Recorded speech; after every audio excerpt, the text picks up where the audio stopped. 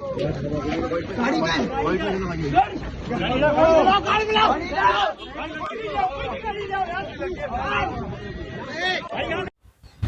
वालेकुम दोस्तों, मैं हूं शाहिद हुसैन। उम्मीद करता हूं आप सब खैरियत से होंगे। इस वीडियो में एक अफसोसनाक खबर आपके साथ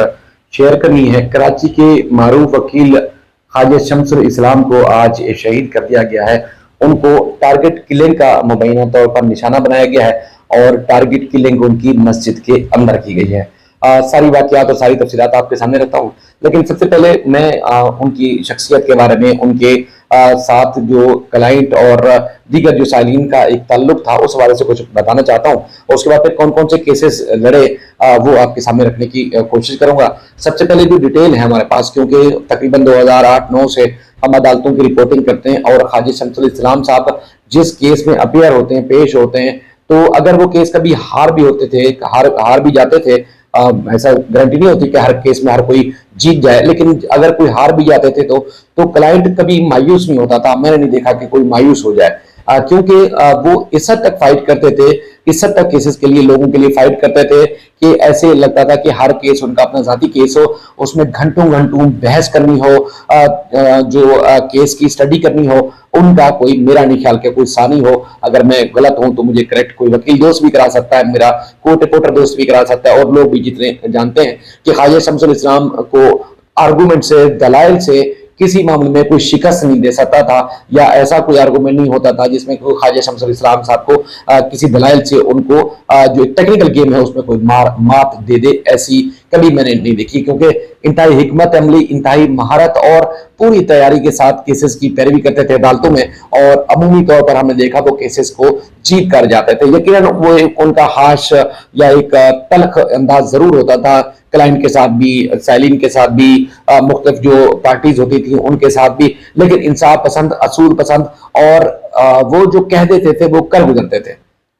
साइलिन के लिए। तो बड़ा एक अच्छा रवैया रहा, लेकिन कई अरसे से हमने देखा कि उनके ऊपर उतार चढ़ाव आया। आपने मुख्तलिफ अंदाज में उनकी वीडियोज देखी, कभी पुलिस वालों से रवैया, कभी साइलिन से रवैया, कभी किस तरह। तो कई औकात में हमने देखा कि पुलिस वालों ने उनको गिरफ्तार करने के बाद जो उनको लॉकअप किया, उसके बाद फिर उसकी तस्वीरें जारी की जिसको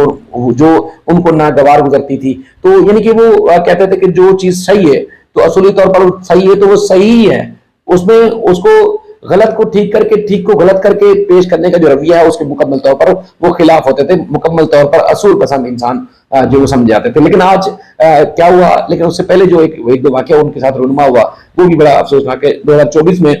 क्योंकि वो बाद जमात नमाज पढ़ते थे, और ना सिर्फ वो खुद बल्कि उनके साथ जितने भी काम करने वाले वकला, उनका एसोसिएट, उनके स्टाफ के लोग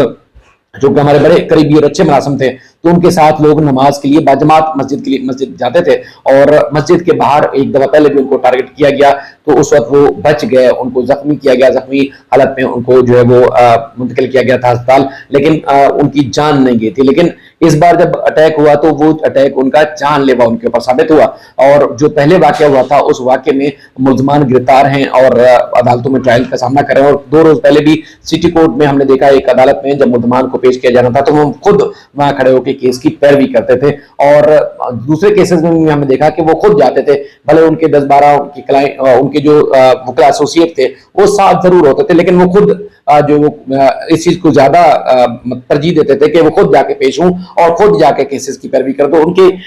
ऊपर जो जिन मुल्ज़मान ने अटैक किया था मुबैना तौर पर और वो गिरफ्तार है जेल में, तो उनके खिलाफ भी ट्रायल कोर्ट में खुद पेश होते थे। और जब ये वाकया रूनमा हुआ था पिछले दफा जब उनके ऊपर फायरिंग हुई थी, तो उसके बाद उन्होंने सिक्योरिटी बढ़ा दी थी, यानी कि न सिर्फ अपनी सिक्योरिटी ऑफिस के अंदर, कोर्ट में, बल्कि जगह जगह उनकी जो मूवमेंट होती थी वहां पर प्राइवेट गार्ड और एक अलग से गाड़ी उनकी चलती थी उनके साथ, और उनकी हिफाजत पे मामूर होती थी। लेकिन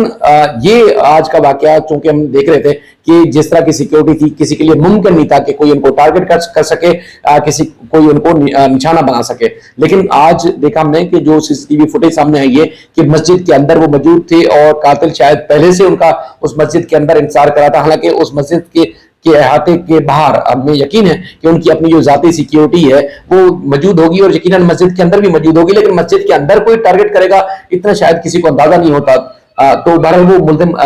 जो था वो मास्क लगाए हुए था, सलवार कमीज में मलबूस था, और उसने फायर किए और जिस अंदाज से चलते हुए फायर किए वो ख्वाजा शमसुल इस्लाम साहब को लगे और 3 बताया गया कि गोलियां लगी और उनका पोस्टमार्टम इस वक्त जब हम वीडियो बना रहे हैं वो जारी है और उनका बेटा भी एक जख्मी हुआ जो कि दुआ की जा रही कि उनको जो है वो उस सारे इंसानी से बाहर आ सके। सीसीटीवी फुटेज जारी हुई है और इस सारे वाकये के ऊपर काफी तशवीश का इजहार किया जा रहा है। अब जो शुबा जाहिर किया जा रहा है 2-3 चीजें हैं जो पुलिस ने इस वक्त जो है वो बताया है कि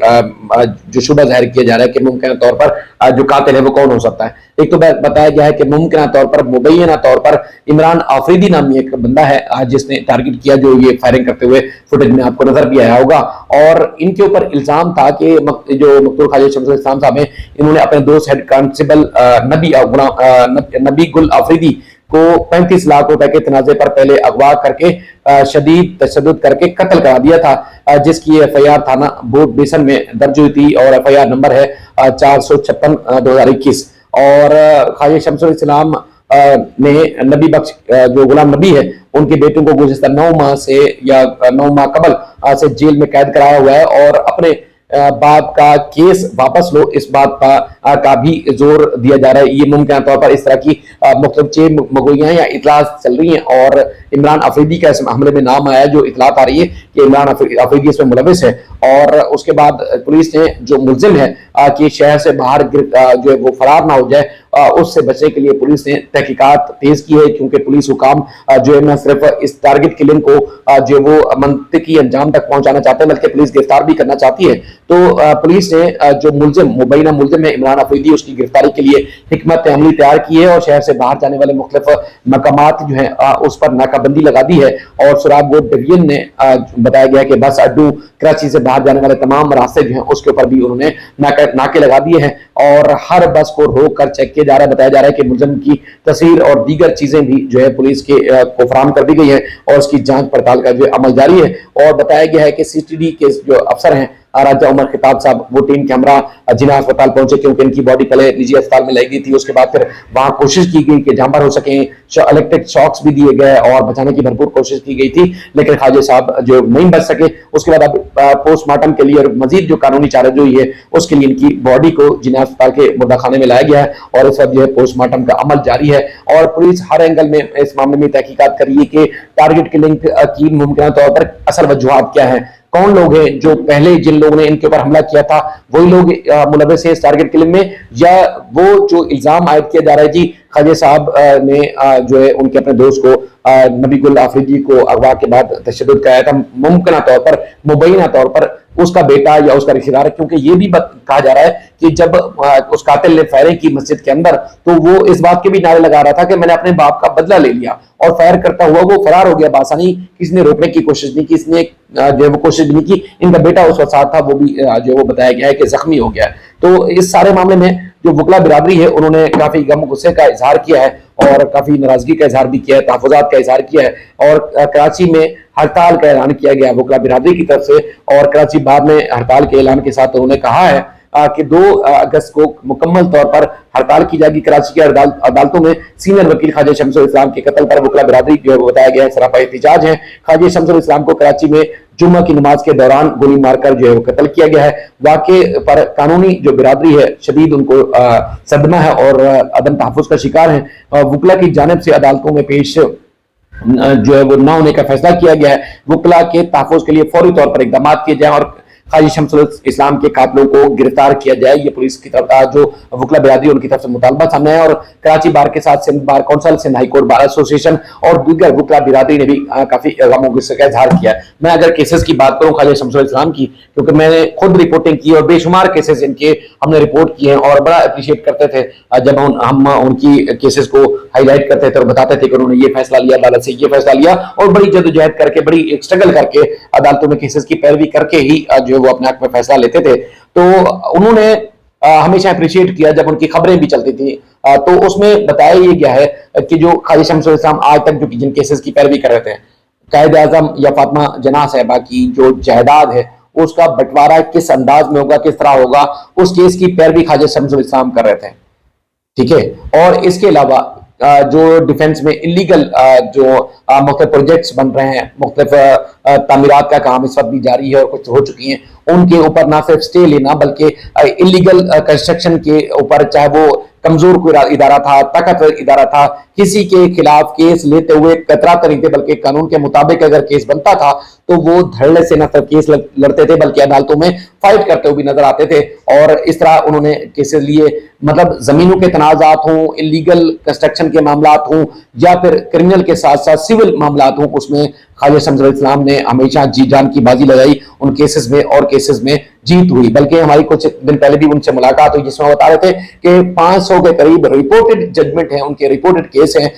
जिनके हवाले दी जाते हैं, और वकला या कानूनी माहिर इस मामले को समझ सकते हैं, जिसमें उनके इतने ज्यादा केसेस थे, शायद ही किसी वकील के इतने ज्यादा केसेस रिपोर्टेड जजमेंट या रिपोर्टेड उनके नाम से केसेस हों। इस तरह टेक्निकल और इस तरह महारत से वो केस लड़ते थे। यकीनन एक बड़ा कानूनी बाब बंद हुआ है और साइलिन के लिए यकीनन एक